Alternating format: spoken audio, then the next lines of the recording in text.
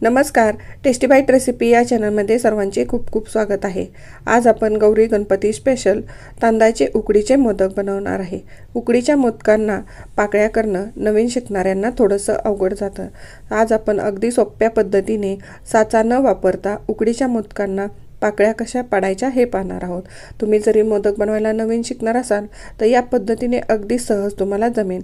आजचे मोदक आपण आंबेमोहर तांदळाचे बनवणार आहे। आंबेमोहर तांदळाचे मोदक अगदी सुगंधित आणि टेस्टी बनतात। यासाठी आंबेमोहर तांदूळ स्वच्छ धुवून घरामध्ये सावलीला वाळवून गिरणीतील दळून आणलेला आहे। दळून आणल्यानंतर पीठ आपण चाळून घेतलेलं आहे आणि यातलं 1 सपाट वाटी पीठ इथं मी घेतलेलं आहे। 1 सपाट वाटी पिठासाठी 1 वाटी पाणी आणि अर्धी वाटी दूध घेणार आहे आणि यामध्ये आपल्याला 1 चमचा साजूक तूप घालायचं आहे। तुम्ही इथं 1.5 वाटी पाणी किंवा 1.5 वाटी दूधही घेऊ शकता। दूध घातल्यामुळे मोदक पांढरे शुभ्र आणि मऊ होतात। जे पीठ घेतलं आहे त्यामध्ये अगदी पाव चमचा मीठ घालायचं आणि पाण्याला उकळी आली की त्यामध्ये हे पीठ घालून अगदी व्यवस्थित असं मिक्स करून घ्यायचं आहे। बघा तुम्ही पाहू शकता या पद्धतीने अगदी व्यवस्थित पीठ इथं मी या पाण्यामध्ये मिक्स करून घेतलेलं आहे आणि गॅसची फ्लेम मी लोच ठेवलेली आहे। लो गॅसच्या फ्लेमवरती अगदी छान हे पीठ मिक्स करून घेतलेलं आहे। आता यावरती झाकण ठेवून गॅसची फ्लेम लो ठेवून आपण 5 मिनिटांसाठी हे पीठ वाफवून घेणार आहे। 5 मिनिटानंतर यावरचं झाकण काढलं आणि पुन्हा आपण व्यवस्थित असं पीठ हे मिक्स करून घ्यायचं आहे। बघा या पद्धतीने खालपर्यंत अगदी व्यवस्थित पीठ मिक्स करून घेतलेलं आहे। आता यावरती पुन्हा झाकण ठेवून गॅसची फ्लेम बंद करून आपण 10 मिनिटांसाठी हे पीठ वाफवून घेणार आहे। 10 मिनिट झालेले आहेत। बघा हे पीठ थोडंसं गरम आहे। छान असं पीठ आपलं वाफरलेलं आहे। वाफरलेलं पीठ एका ताटामध्ये काढून घ्यायचं आहे। बघा पीठ थोडंसं गरम आहे तर हाताने आपण जर पीठ मळायला गेलो तर हाताला चटका बसू शकतो। यासाठी इथं मी वाटीला थोडासा तुपाचा हात लावला आणि वाटीच्या साहाय्याने आपण हे पीठ मळून घेणार आहे आणि पीठ आपल्याला गरम असतानाच मळून घ्यायचं आहे। बघा वाटीने पीठ मळून घेतल्यानंतर हाताला थोडंसं रूम टेम्परेचरचं पाणी लावलं आणि आपण हे पीठ पुन्हा छान मळून घेणार आहे। जर पीठ थोडंसं घट्ट वाटलं तर आपण हाताला रूम टेम्परेचरचं पाणी आणि थोडा तूप किंवा तेलाचा हात लावून अगदी छान मऊ होईपर्यंत हे पीठ मळून घ्यायचं आहे। जेवढं तुम्ही पीठ छान मळाल तेवढे मोदक अगदी छान मऊ होतात। बघा इथं आपलं पीठ मळून तयार झालेलं आहे। तयार पिठाचा आपण एक गोळी हातावर घेऊया आणि अगदी हातावर गोल अशी फिरवून घ्यायची आहे आणि थोडीशी हाताने प्रेस केल्यानंतर या गोळीला जर साईडने चिरा गेल्या नाहीत तर समजायचं अगदी मस्त पीठ तयार झालेलं आहे। तयार पीठ एका भांड्यामध्ये काढून आपण झाकण ठेवूया। चला तर सारण बनवूया।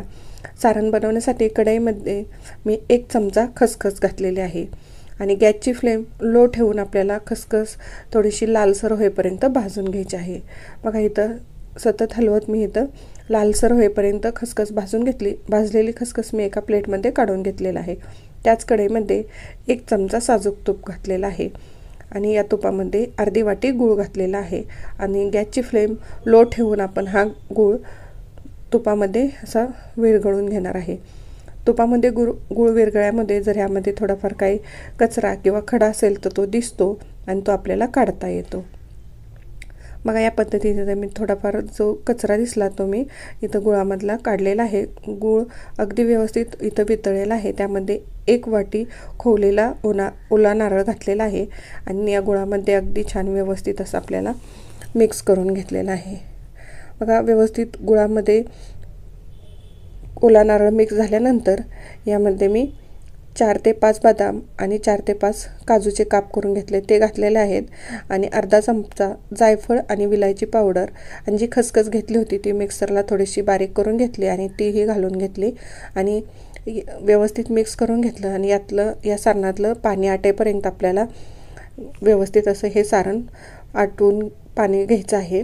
सारणातलं पाणी आटलेलं आहे आणि आता तयार सारण मी एका प्लेटमध्ये काढून घेतलं आणि थंड झाल्यानंतर असे छोटे छोटे गोळे हाताने इथं बनवून घेतले आहेत। त्यामुळे असे आपण थोडे गोळे बनवून घेतले तर आपल्याला मोदकामध्ये भरताना सोपं जातं आणि हातालाही लागत नाही। तर तयार पिठातला 1 गोळा हातावर घ्यायचा आणि इथं वाटीमध्ये मी पाणी घेतलं आहे। हाताला पाण्याचा हात लावून अगदी याची छान मस्त अशी वाटी बनवायची। खूप पातळ बनवायची नाही, थोडीशी जाडसरच बनवायची आहे। त्यामध्ये तयार सारणाचा 1 गोळा ठेवायचा आणि आपण पुरणाचं पीठ जसं एकसारखं करून गोळे बनवतो तसं करून वरच्या साईडचं थोडंसं जास्तीचं पीठ काढून घ्यायचं आहे। आता इथं मी तूतपीठ घेतलेले आहे आणि ती पाण्यामध्ये डीप करायची। बघा या पद्धतीने अगदी सहज आपण मोदकाला इथं पाकळ्या पाडू शकतो। एक पाकळी आपण पाडल्यानंतर पुन्हा ती तूतपीठ पाण्यामध्ये डीप करायची आणि पुन्हा पाकळी पाडायची आहे। तुम्हाला हव्या तेवढ्या अंतर ठेवून इथं तुम्ही पाकळ्या पाडू शकता। अगदी मस्त असं आपला इथं मोदकांना पाकळ्या पाडून मोदक तयार झालेला आहे। बघा तयार मोदक आपण चाळणीमध्ये मी इथं हळदीचं पान ठेवलेलं आहे त्यामध्ये ठेवून घेऊ। हळदीचं किंवा तुम्ही इथं केळीचं पान वापरू शकता। चाळणीमध्ये हळदीचं किंवा केळीचं पान वापरल्यामुळे मोदक खाली उकडताना चाळणीला चिटकत नाही। बघा याच पद्धतीने मी तुम्हाला दुसराही मोदक करून दाखवते। अगदी तुम्ही जरी नवीन शिकत असाल तर तुम्हाला तर सहज जमेल। अगदी हलक्या हाताने वरच्या साईडला आपल्याला हे जुळवत यायचं। वर जर एक्स्ट्राचं पीठ झालं ते काढून घ्यायचं आणि असं थोडंसं गोलसर मोदक करून घ्यायचा आणि तूतपीठच्या साह्याने आपण बघा या पद्धतीने अगदी सहज याला अतिशय सुंदर अशा पाकळ्या पडल्या जातात। बघा उकडीच्या मोदकांना हाताने पाकळ्या पाडणं थोडंसं अवघड असतं, तर या पद्धतीने अगदी सहज तुम्हाला पाकळ्या पाडणं जमेल। नक्की करून पहा। याच पद्धतीने मी दुसराही मोदक इथं करून घेतलेला आहे। असेच आपण सर्व मोदक इथं तयार करून घेतलेले आहेत। आता इथं सर्व मोदक अगदी मस्त असे पाकळ्या करून तयार झालेले आहेत। आता हे मोदक उकडण्यासाठी स्टीमरमध्ये मी 2 ते 3 ग्लास पाणी घेतलेलं आहे आणि त्यावरती तयार मोदक केलेली चाळणी ठेवून घ्यायची आहे।